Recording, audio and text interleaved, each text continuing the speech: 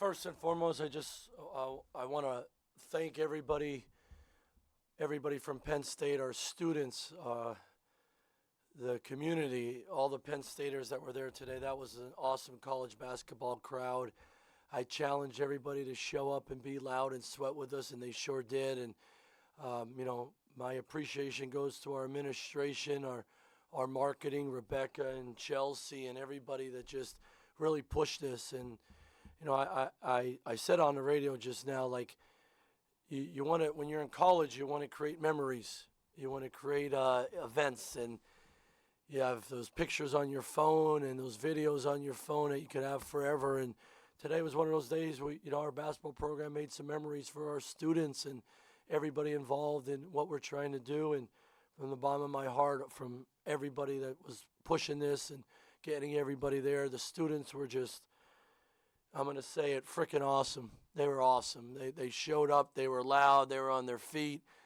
They know how to storm a court. It's awesome. And I just, from the bottom of my heart, from our whole program, great appreciation for everybody being a part of this tonight. Thank you so much.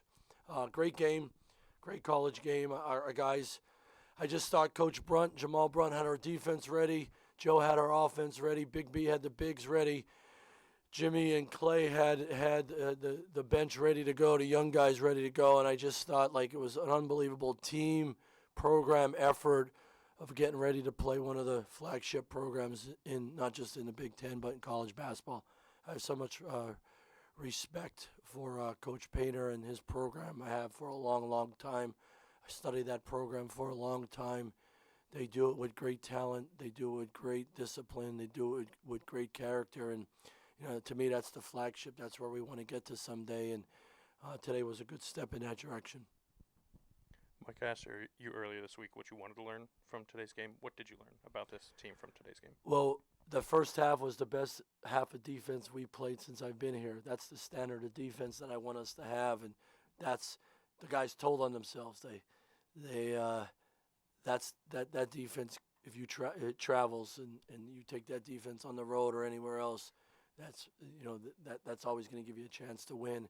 And it wasn't just one or two guys; it was 8 or 9 guys and 10 guys. And really proud. I also learned today like some things didn't go great for a couple guys at moments, but they responded the right way. And I told our guys, no matter what, our response to positive, negative, a good call, a bad call, whatever it may be, a missed shot, a bad play, our response was going to be the key to this game. And I just thought everybody responded the right way throughout the 40 minutes.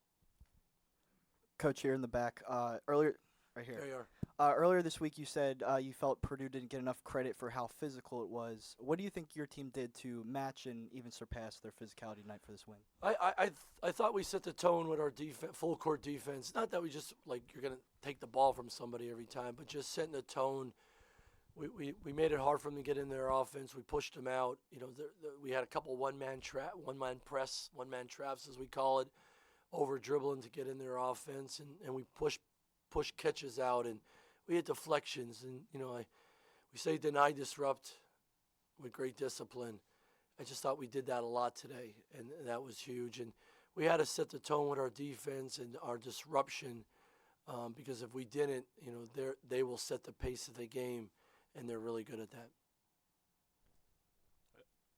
Hey, Mike, over here. Hey. What do you have to do as a program to follow up a win like that, to sustain the momentum and see where this thing goes? One thing and one thing only, get better tomorrow. That's it. This is great. We're proud of our guys, but it doesn't matter if it was a win or a loss. Our job tomorrow as a staff and as a program, as players, individual, get better. In all facets of what we do, get better. And I've always been that way. No matter what the result was today, I'm going to wake up and say, I got to get better. I got to help these guys get better. So that formula works. It works for me. It works for our program. I ain't changing. I know that works. Coach, up here on the stand, is there more value in winning a game like this in December? No. It doesn't matter if it's July, June, or whenever. A win's a win. They're hard to get in college. In this league, they're really hard. So I think the advantage for our guys, it gives them confidence. of our style of play can beat the best teams in the league, but it doesn't guarantee you the next game, the next win. But it's gives our guys confidence that it's a standard we can play at. Coach, got a little two-parter for you. The point guard matchup was something that you detailed earlier in the week as a kind of a pivotal moment with two of the best point guards in the country. How do you feel like Ace was able to win that battle, and also Puff's coming in as a small ball 5 and having success?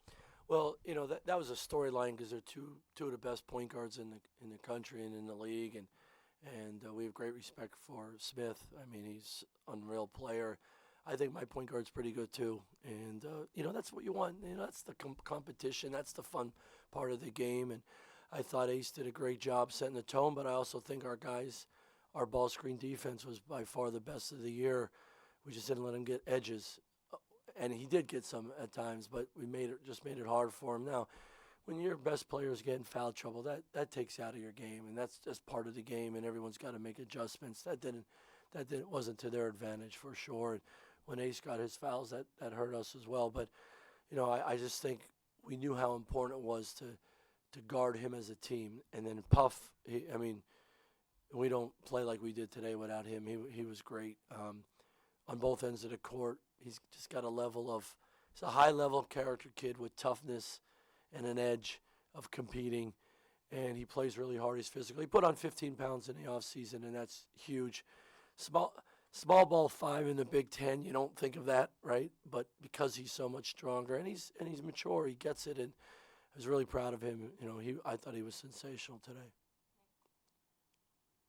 Hey, Mike. What's up, Nate? They put you in the second row now. It's messed up. I'm moving back. It's fine. It's all right. Just kind of a game flow question, but you guys had 6 team fouls in the first 5 minutes of the game. Yeah. What's your balance at that point of keeping the intensity the way that you want it? Well, it's how we practice every day, right? You got to play really, really hard. You got to deny, disrupt. But you got to play with great discipline. And here's the term I use with our guys, like the greatest warriors. I was a history major. Like the greatest warriors in time. Right? Everyone talks about how brutal they were, savages, whatever. They all had one thing. They were all high level and they had discipline. Like leaders, right? They could conquer, but they got to have a level of discipline. Well, that's how we want to play basketball. We want to be savages out there. We want to compete. We want to be tough. We want to be disrupt. We want to run through passes, throw our bodies around, but we want to do it with great discipline. So when you get some fouls, there's an adjustment there without going to your heels or without doing what we do on a daily basis. So that's the flow we want to create. That okay, here's how they're calling it. Adjust, but we still do what we do, and we're getting better at it. It wasn't great. I appreciated how the guys adjusted with those calls, and it helped us, and we were still playing with an edge. Just got to get better at it. I think we were hyped up too. Coach, Zach Hicks, 2 of 5 tonight from 3, coming off of 2 pretty quiet games prior to that. How important is it for the team and for him personally that he has that confidence to know that he can just keep shooting? Okay, good question. But the last 2 games, he was unreal. Look at the plus minuses. He didn't get a lot of shots last game because they Buffalo guarded him and they were going to give up a layup before they gave up a Zach Hicks 3. Zach Hicks, the last 3 games, was involved in so many scoring actions that led to his teammates. Today, he was involved in so many actions and a hot basketball that on the stat sheet it might not always say that. But like Ace got downhill because Zach screened and that guy didn't leave or switch. That happened a bunch today. He did it with Nick a couple times. So I said to the staff, Zach Hicks is a hell of a basketball player, and how much he's improved since he got here last June till now is unbelievable. That dude is playing at a high level and a high IQ level that I understand. People will look and say, oh, he didn't get a lot of shots or he didn't score a lot. He is like involved in winning basketball, and his defense has been awesome. Like he's been terrific. And I understand the question, but I mean he's playing at a high level, and we aren't who we are without that cat for sure. Coach Freddie and Coach Painter talked about an interaction they had at the end of the game, and he said that it was about him getting cut from USA Basketball. What have you seen from Freddie in these past 2 games, and how does his confidence continue to grow for this team? Well, I've known Freddie since his sophomore year, and when he went in the portal, I reached out as fast as possible because I love the kid. I love his parents. They're good people. They gave us a great kid. There's got to be a level of growth when you go in the portal and you come out, and no matter what happened in the past, you got to go through stuff at the new place to figure it all out. And I'm just really proud that he's figuring it out. And I told him this, and I have no problem to say it publicly. I said, I believe in you. You're going to be a hell of a player for us, but there's a journey we're on together. And I'm going to hold you to a high standard. I don't want to hear any BS. What I want you to do is believe in yourself, believe in what we do, and just keep playing really hard, and it's going to happen. Things are going to come around, and they are. And he's still got a lot of growth and maturity ahead of him, but all our guys do. Heck, that's the fun of it. The player he is now, we're all starting to see. The player he could be down the road could be a lot of fun to coach and watch. And I'm just really proud of his defense. He's so worried about his defense and getting better on defense that it's becoming another weapon for us. And then the offense will come because he has those instincts. I'm really proud of him. Mike, can you tell us what the explanation you got for Ace's technical was?